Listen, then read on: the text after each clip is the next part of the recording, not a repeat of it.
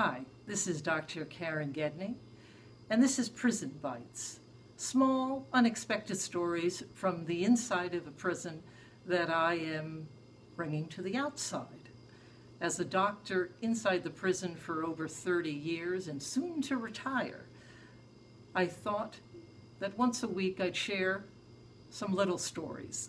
I'm going to take you back to the late 1980s, where I was taking care of, among all my other patients, a group of HIV and AIDS patients who had their own fears, their own miserable situations, and I'm going to share a few stories from them. The first story is a character I'm going to call Ichabod Crane. He was extremely tall, maybe 6'3", very emaciated, had these dark brown, intense sort of big eyes.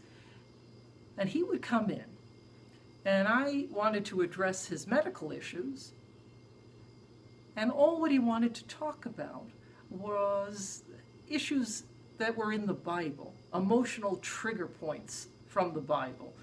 He would quote some Proverbs or Psalms, he would write them down, show them to me. But in essence, because of his underlying AIDS dementia at the time, his logic and his thinking, he would go around in little circles. He wouldn't remember what he was talking about from one session to the next. And I must say, he was getting a bit frustrating for me. So in one of my last sessions with him, I said, Ichabod, I'm really busy. Is there anything else I can do for you? And he stopped, and he thought, and he looked at me. He goes, I haven't had a good piece of ass in a long time. And I was like, okay, that's not the response I expected. And I sort of grunted and stood up quickly and said, okay, we gotta go, and led him outside my room.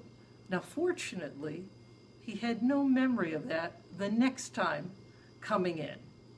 He ultimately died from his AIDS dementia, but I'll always remember that comeback, and it's a reminder to me, and I'm sure many people in the medical field have seen this, where when you have patients who are demented, some of the last things to go are what emotionally drives him.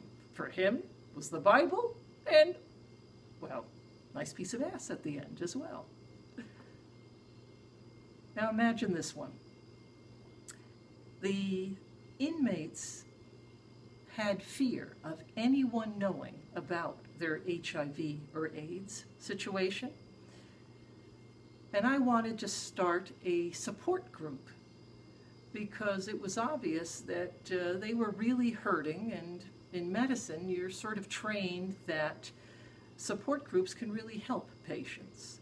I had a compassionate psychologist at that time, and he really wanted to do such a thing with me. We got permission from the warden to even bring in some snacks, and it was going to be over in sort of the unit where psych patients were, and it was going to be deemed a group for depressed patients. We didn't want to say, hey, this is for the HIV AIDS patients. So it was for depression, but only the HIV and the AIDS patients at that time were invited to this particular afternoon. So we had a fair amount of guys who were going to show up. About a dozen on this yard at that time that said they were going to come. The rest were not going to show up. I had a young guy in my infirmary who was actually wasting away from a disease called MAI, and that's a sort of cousin to the tuberculosis bacteria, not infectious, but just sort of was destroying his body. And he was in a wheelchair, he had problems breathing, but he wanted to come. So I thought, okay, I gotta wheel him over to this unit. And I wheeled him into the room. The other guys weren't there yet. The psychologist wasn't there yet. And the look on his face when he saw the snacks out was just like a 4-year-old at Christmas time. And he couldn't wait. He wanted to get some snacks. And since he was sort of infirm, I let him go first. Now, I didn't realize maybe convict sort of manners, maybe, but we had, right away, another HIV patient comes in, sort of a burly, sort of black guy who, let's say, didn't always have the best temper.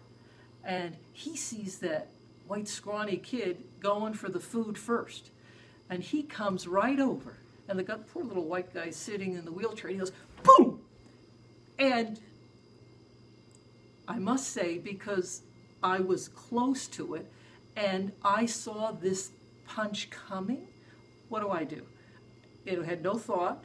By reflex, I just got between him, and he landed that punch, because he was coming down to hit him in the wheelchair, right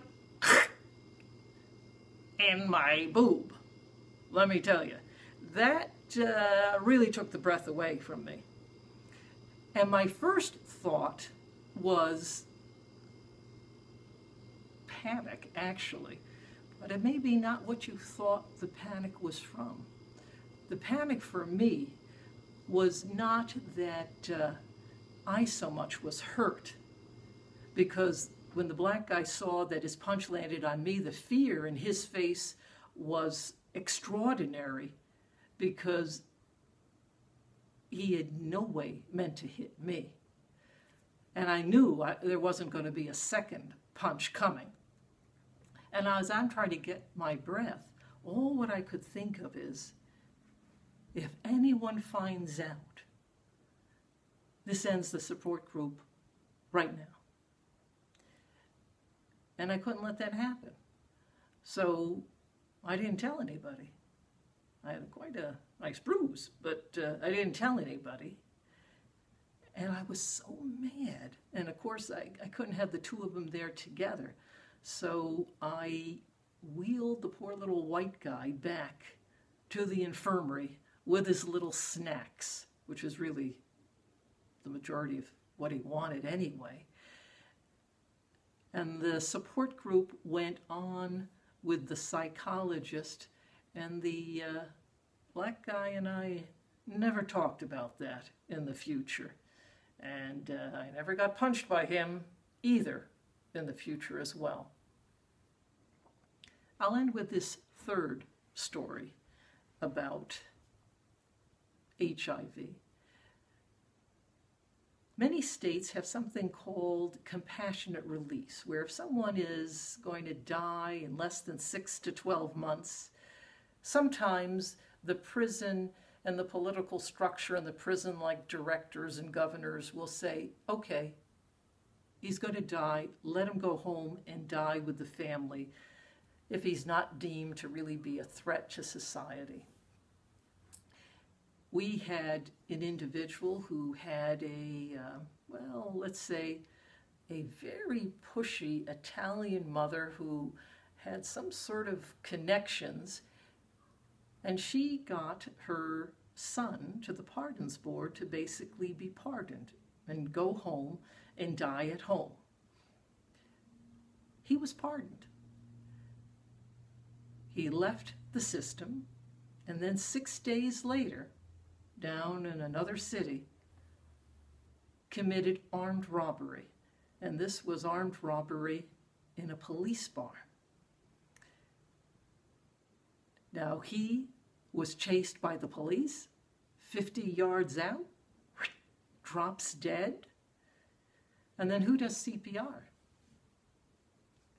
But the policemen who had been in that bar, drinking on their days off, they did CPR. That hit the newspapers the next day. And then that kicked back, of course, to the prison. And I was called up and sort of, well, let's say chewed on a bit about this guy did this and how could he get out of prison? And I said, look, my job was to tell you medically his condition. I told you that he was going to die in 6 to 12 months. He died in 6 days. Why are you yelling at me? And I realized right away in the prison is that politically, if something happens which is an embarrassment, they always want to blame someone else instead of taking the responsibility themselves. Medically, I am responsible for saying, in my medical opinion, who may die in X amount of time in terms of prognosis, but I truly do not know who is a true threat to society. I think I have a better idea than most, but whether it's the parole board, whether it's pardons board, no one really knows for sure. And there, of course, have been many individuals who have died in the prison system who maybe it would have been much better if they could have gone home and died with their families. And there have been very, very, very rare few people who were let out and actually did something that was a political embarrassment. So with that, I'd like to end this little prison bite. And I encourage you to watch every week if you're entertained and let me know what you think. This is an example of odd little things that come out of the prison. Some people would like to learn. Some people want a little moral of the story. I think it's better for you to decide what the moral of the story is. I don't need to tell you. And with that, I'll see you next week. Thank you very much.